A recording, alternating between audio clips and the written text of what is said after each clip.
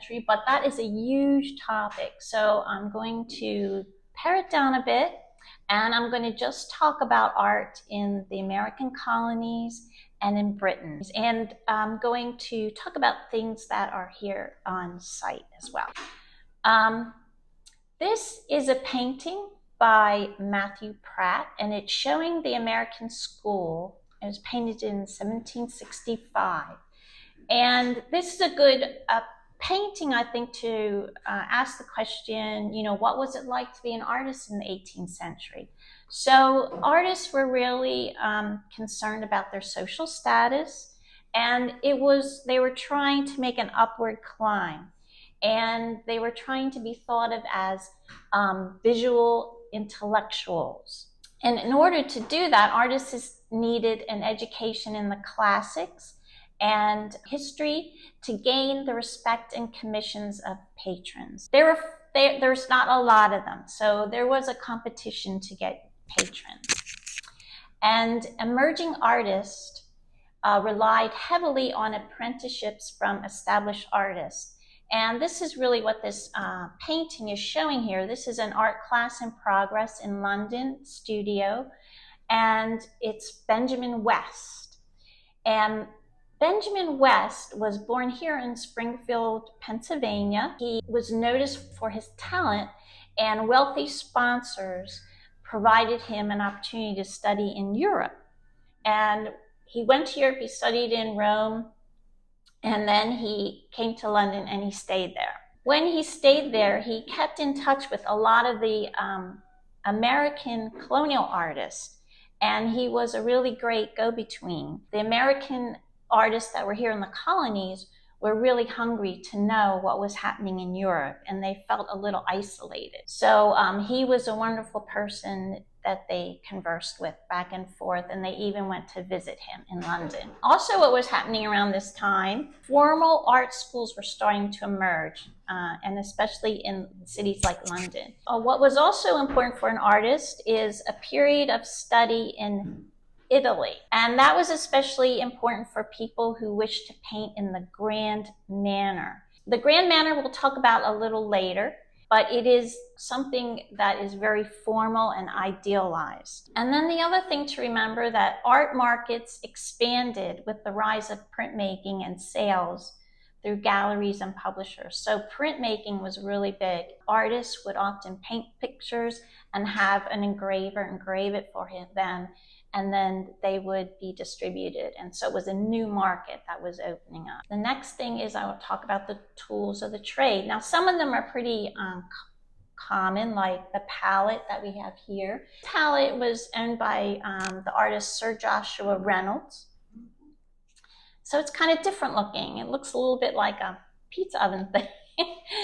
This is a painting, by the way, by Chardin. There's several things in this painting we can see here. So this is what they called a porte-crayon, and they use that for chalk, in this case the red chalk, and you can see it here in the painting as well. A maul stick, which is a tool to steady your hand. So this soft portion here would be used to rest against the canvas or the easel, so you could steady your hand like this. And here we have a molar that was used for mixing pigments. And these are some of the things that they used to hold paint. So they used a pig bladder and shells to hold paint. Shells were mostly watercolor, and sometimes you could see advertisements where they actually sold watercolor paint already made up in shells. Here you can see that Chardin in his painting included pig bladder for the paint, holding of paint. I was curious in the previous painting, the one of Benjamin West, the gentleman who's seated, that is a gigantically long something. That's the mole stick. Okay. That's the mole stick. So yeah, that right there, you can see there, can you see the little padded end? Mm-hmm. So that's what he uses to steady his hand. Oh, and I should have said, this is Benjamin West, by the way. And they're not really sure who these people are, these younger artists, but there is talk that one of them is our Henry Benbridge. There is a theory out there. And he comes up later. He's significant because he painted a Jonathan Potts. So now I want to talk about the major styles. So the first is a late Baroque. So in these dates I have on these slides, they're roughly, sometimes that they definitely merged. But the Baroque is all about power, glory, and awe.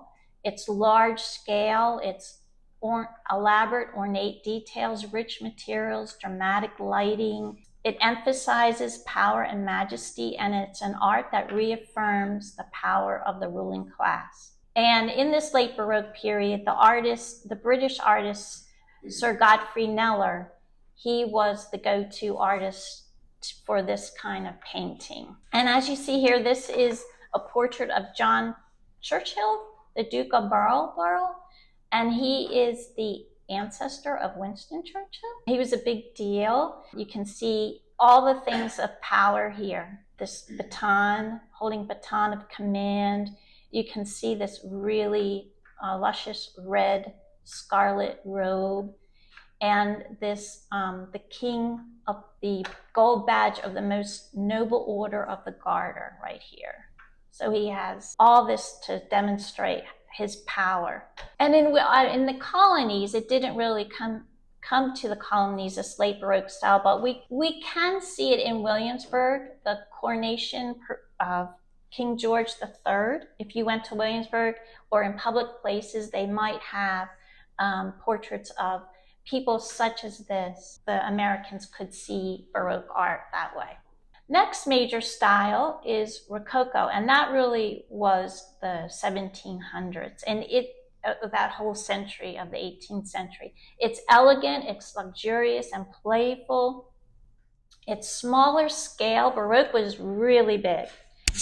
It's delicate and highly ornate. It included natural elements like flowers. You see flowers here, and serpentine forms and asymmetrical curves. So we saw that in the very first slide that showed the presentation. That frame was very Rococo. And it was an art of the aristocracy, and it emphasized leisure and pursuit of pleasure. It's a little bit naughty too, you might say. So, and it emerged as a reaction to the heavier, more formal Baroque style, and it originated in France. The British weren't really, there's not too many major figures of Rococo in the British artists. However, Gainsborough would be considered one of them. And this is Thomas Gainsborough, and maybe you know him as the person who painted the Blue Boy. Well, here he painted this dancer. She was the principal ballerina at the King's Theatre.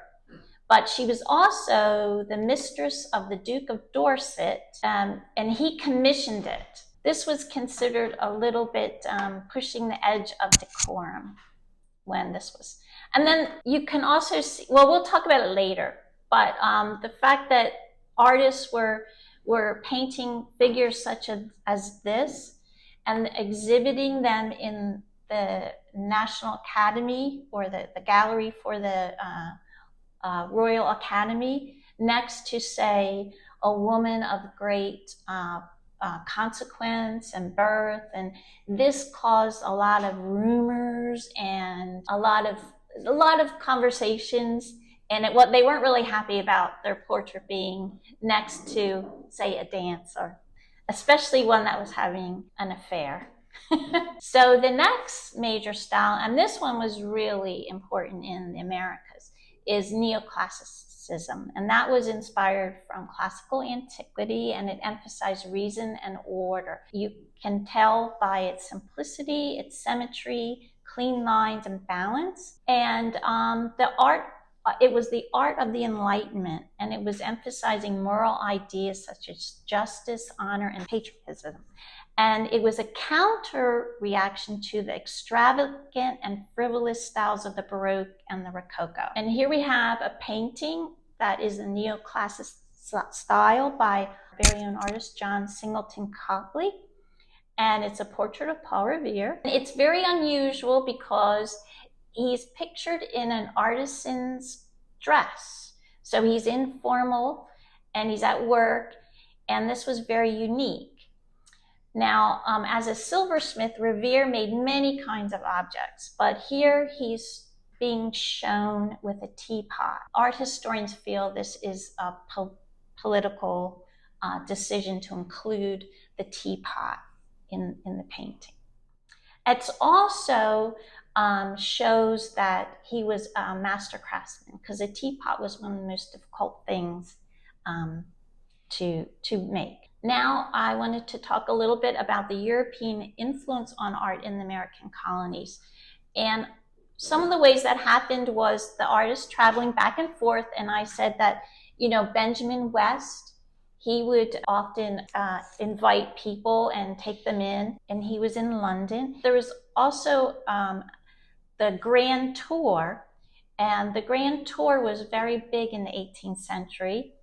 And it was a cultural journey, basically, through places like Italy and Greece. And it was meant to shape the minds and refine the taste of aristocratic or wealthy young men. They became inspired by these things, and they would bring them back. And you see here a bunch of 18th century people in a big painting in Rome, and they're all taking notes and pictures about what they're seeing and sketching and copying. And they're gonna eventually, the reason why they're doing this is so that they have reference prints that they can use, or reference drawings that they can use for their own compositions. So they were copying from the masters. Now this gentleman named John Smibert, he was really important in the colonies.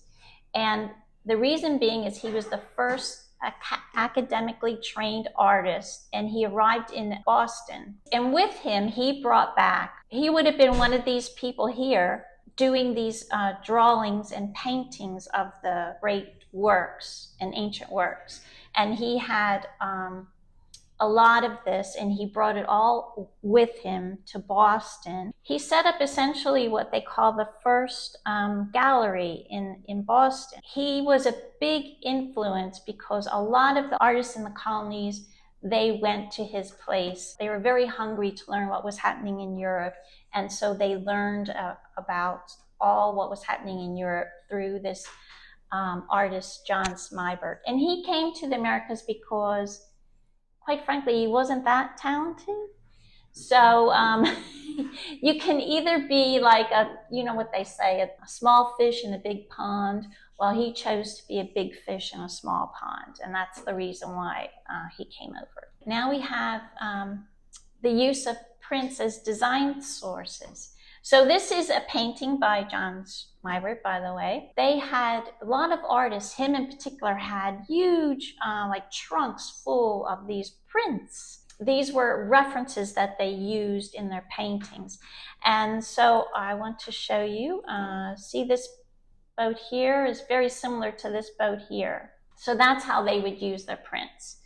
And the other thing is I want to show you this sort of primary source data, which it's the artist is telling his London dealers, these ships I want sometimes to be in a distant view in portraits of merchants. So if there's any done, send them, but they must be in the modern construction. So he was specifically asking for these prints to come so that he could use them in his paintings. And this encouraged a dialogue between the patron, the person who was getting their portrait done, and the artist. Now I'm showing you a really, this was Copley. I'm not showing you this because Copley was a hack or anything. I'm showing this because Copley really was, felt isolated here, and he really was determined to figure out what was happening in Europe. But the only way he could do that was through these prints. He would send his work to London, Copley would, and he would receive criticism. And he was really interested in the primary artist at the time was Sir Joshua Reynolds. Everyone wanted to know what he thought of their work. So Reynolds said he was generally positive, but he said he observed a little hardness in the drawing, in the shades, and overall coldness, and an overall minuteness, all of which example would correct. This was what Copley was trying to up his game a little bit by doing this copy of Sir Joshua Reynolds, who was premier painter in London at the time. And you see that he also had a print made of this, and then that's how Copley got the information, and he basically everything he copied. Now, it's very common that artists will copy like poses and, like we saw, a motif, but this is unusual here that he would have done that. So now we're going to talk about portraiture, and portraiture was the main art form in the American colonies, and it's the most common, and it was predominantly in major cities. So it was predominantly like in Philadelphia, New York, and Charleston. It was for the wealthy. And we have two pictures, one of Jonathan Potts and his wife, Grace. And so they were the son and daughter-in-law of John and Ruth Potts. And they were painted by Henry Benbridge, who was an important artist. He was born in Philadelphia, he traveled and trained in Italy, and he worked in both Philadelphia and Charleston. And I included a self-portrait of him so that you can see the similarity in styles. His style was known to have these dark brownish backgrounds and the dramatic lighting. So these are two portraits. This one is in the Chicago Institute of Art, and it is definitely by Henry Benbridge. This one of Grace, it's in private, and it's just attributed. They don't know for certain that it was done by Henry Benbridge. So here we have a portrait of Ruth Potts, the wife of John Potts, and this is a profile portrait, and this is associated with classical art and antiquity. But what it brings to mind is the silhouette, shadow, or shade portrait, and it was really, really popular in the 18th century. So I have here a picture that shows how one of those portraits were made. So there's the candle illuminating the face against a screen, and there's the artist tracing the silhouette. The next thing that was really huge in 18th century art is portrait miniatures. And this portrait is of John Potts Jr., and we have that here in the collection, and you can see it. It's watercolor on ivory. And painting on ivory was a really challenging task. They were sliced thin, and they had to be cleaned to remove all organic oils because ivory has natural oils in it. And obviously to get it to stick, the watercolor to stick, you'd have to remove all those oils. And you also had to sand it so that it had a bit of a tooth for the watercolor to accept it. And there were special painting techniques to avoid muddy colors. Some of them are stippling, which are small dots, and you can kind of see that technique demonstrated here in this miniature. And then hatching, which is sort of the same thing, only you're using lines of paint. Miniatures were also painted in watercolor on vellum, oil on copper, and enamel on copper. This is a really lovely example of one that they have here in the collection. I included this slide to show you how they all fit together. So they fit together sort of like puzzles. So here's the portrait on watercolor on ivory, and it's glued to a paper here. And that paper is so that the artist can maneuver it while they're working on it. They don't want to put their hands on the object itself. And then oftentimes if you open these up, you'll see old advertisements or old playing cards just to add something there to keep it from shifting once it's put in.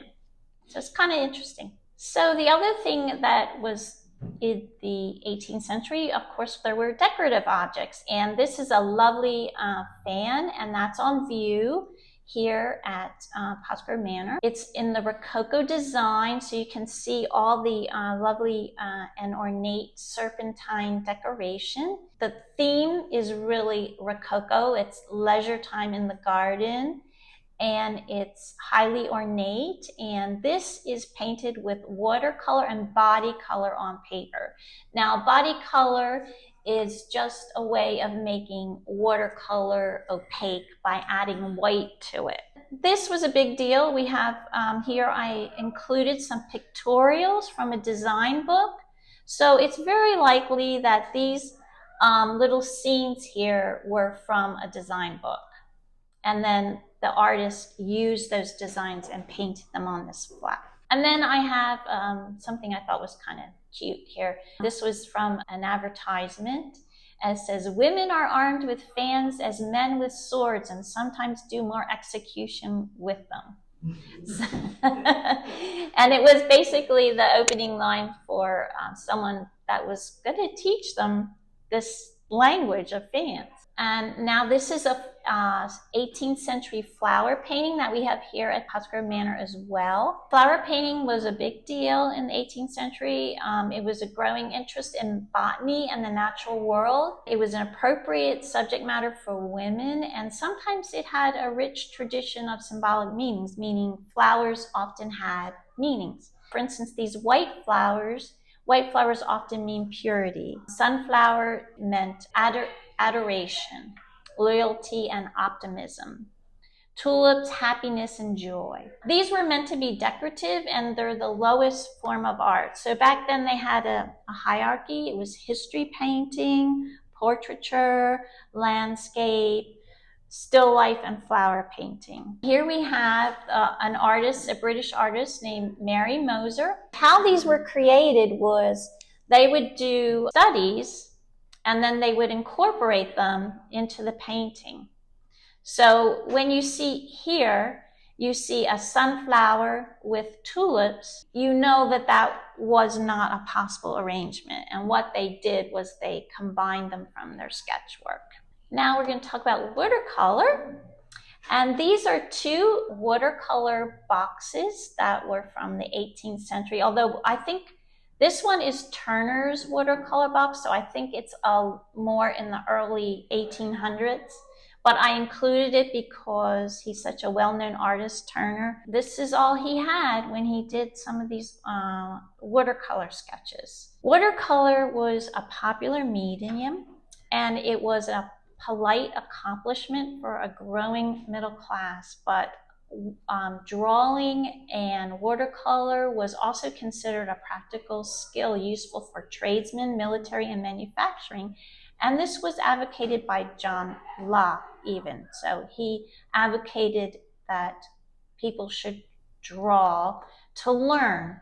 You're learning from your senses. This medium was available to talented amateurs and professional artists. The fact that they made these pancake cakes, which you see here, this greatly contributed to the popularity of the medium. What also contributed to the popularity of the medium was this innovative wove paper, they called it. Now they call it wove paper because it was brass screen that was wove very finely, so that when the paper pulp was put on it, it was very smooth. So not only was this good for watercolor, it was also good for printers. And Benjamin Franklin was very interested in it, and he actually part of how it came here in the Americas. And there was a mill that was, I forget where it was, in Springfield or something like that, that actually was one of the first mills that did wove paper. Oh, I'm sorry. Yeah, I was just curious. I know artists at that time, there was no paintings then, so they had to like create their own paints, you know, Yes. and their binders. So how did they make watercolors in little cakes like that? And what was the difference between making oil paint and watercolor paint? The binder basically is the difference. So with watercolor paints, you have something called gum arabic, which is a resin from a tree, I forget which, maybe, and that is a water-soluble binder. Oil paints, it would be like a linseed oil that they would mix. I'm not really sure how they figured out how to do the cakes, but they would have had to have, in order to make them yourself as an artist, you'd have to grind them with the binder, and those recipes could be different depending on the pigment that you were using. Oftentimes, they even still do it today. They add a honey to it or something like that. That helps keep a little bit of it moisture in the recipe. The difference is that the binder is the main difference. The watercolor medium and landscape fit perfectly together because it's something that you could take outside and do observing. And there was two forms of watercolor painting. One was topographical and one was ideal. And the topographical was more of really documenting what you see. The ideal was more picturesque. The grand tour, oftentimes you'd have people with these rich people that did the grand tour. They would sometimes hire artists to go with them and document. And this is an example of one of those watercolors by William Pars. So this was an artist that went along with the grand tour, and he made this watercolor taken from the view of Rome. Then here you have it in the military. So this is a British cartographer and that did this painting, and it's the panorama of Boston. That was really a useful skill. Drawing on the spot was a very useful skill. Now, the ideal was, like I said, was something that was presented that was more harmonious and more beautiful than what they were actually seeing. And the father of watercolor is this gentleman here, Paul Sandby. He was originally a military cartographer, and then he became more and more interested in landscape in the ideal sense, and he started developing these wonderful techniques of washes and colors. So it grew out of the ideal landscape, grew out of the topographical landscape. Now we have botanical art, which was a big deal here in Pennsylvania with John Bartram in Philadelphia and Humphrey Marshall. And they were Quaker botanists from Pennsylvania who really helped shape American botanical practices. This was the age of discovery, and so wealthy patrons collected plants and commissioned artists. So it was a big deal in the 18th century. But what is botanical art? Well, let's look at a short film that will tell you. So now we're going to start and talk about individual paintings in the 18th century. And this is a really beautiful Mr. and Mrs. Thomas Mifflin, and it's by the American artist Copley, and it's in the neoclassical style, and it depicts a marriage of equal partnership, which was very innovative at the time. But I have a short video that talks about this painting.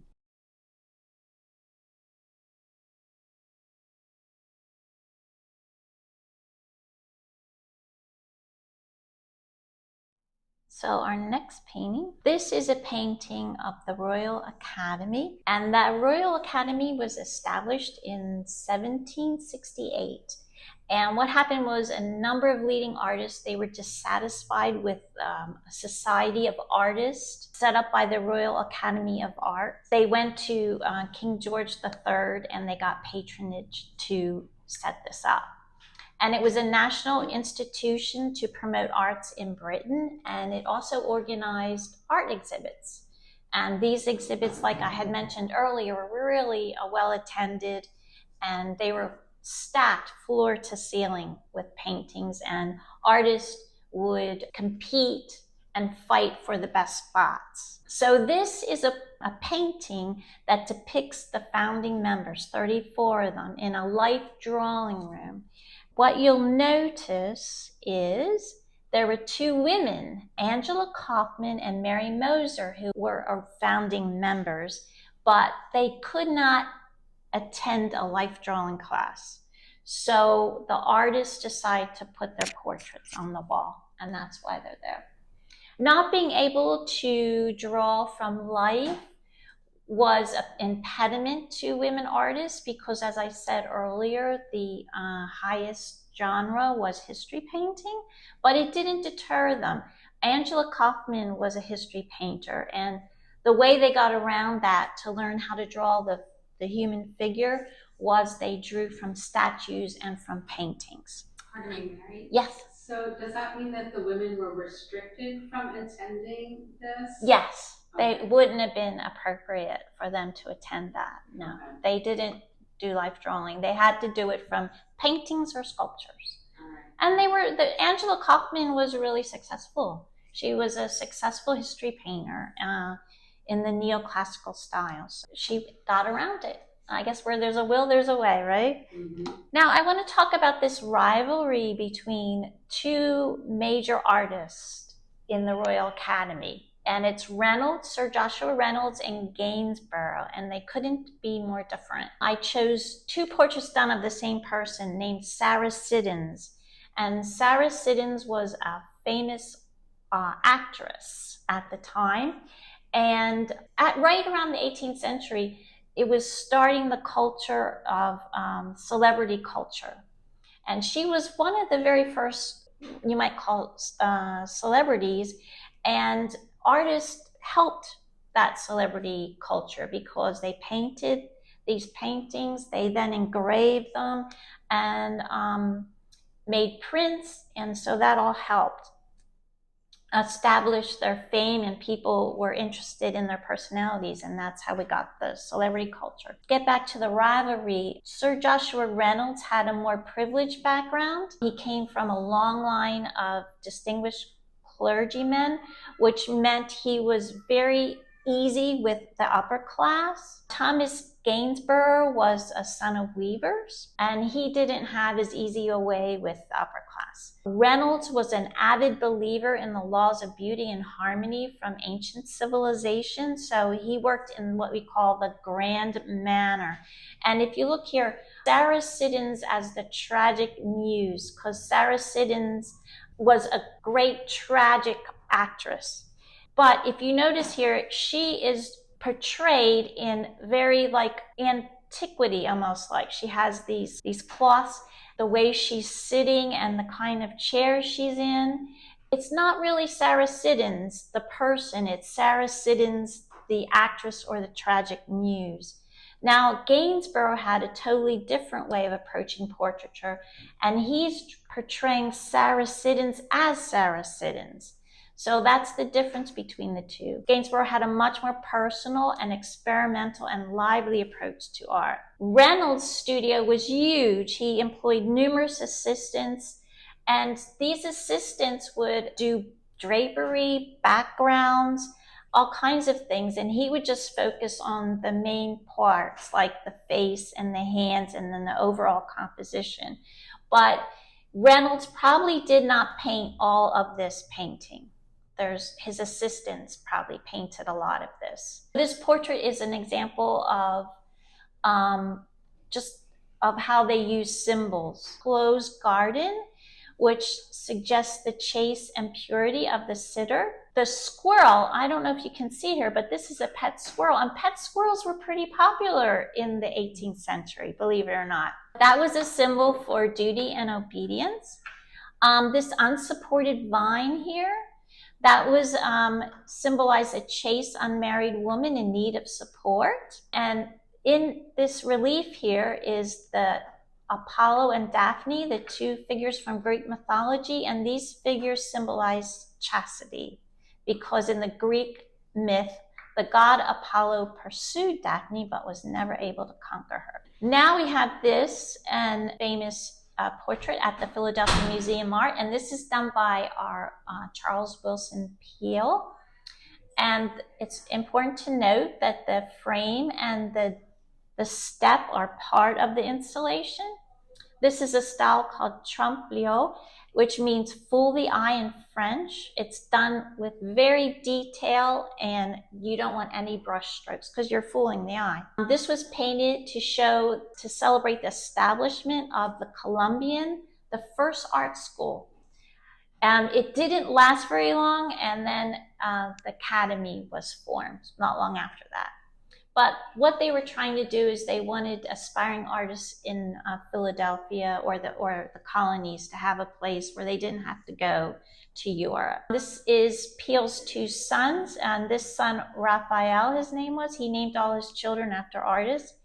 He's confidently walking up the steps, and that sort of suggests that the arts in the United States was progressing and its future was bright. This little piece of paper here was a ticket to the Peale Museum. And then finally, George Washington is believed to have tipped his hat to greet the young men when he first saw the work of art.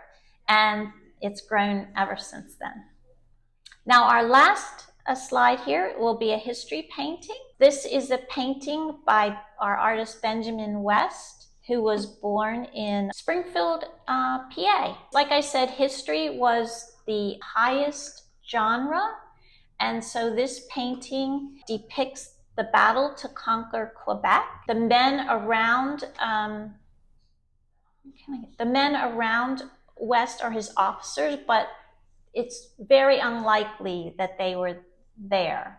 Because this isn't meant to be an accurate depiction necessarily. What West did here was created an epic painting that compressed the raging battle into one image.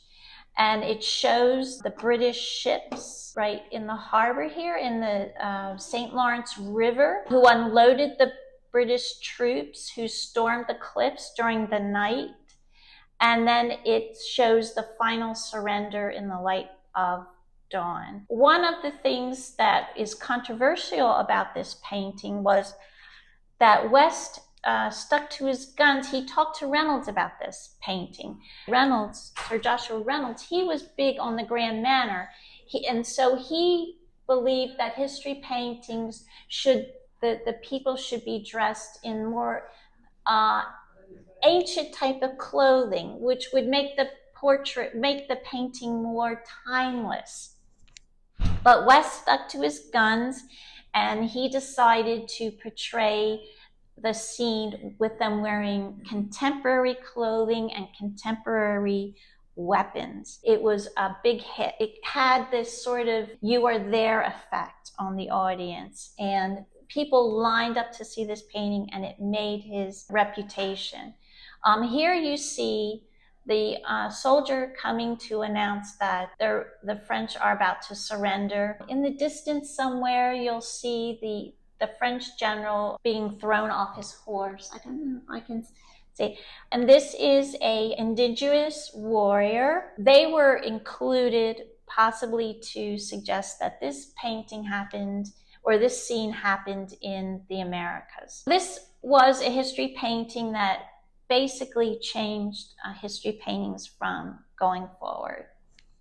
And so that concludes my presentation. And thank you very much.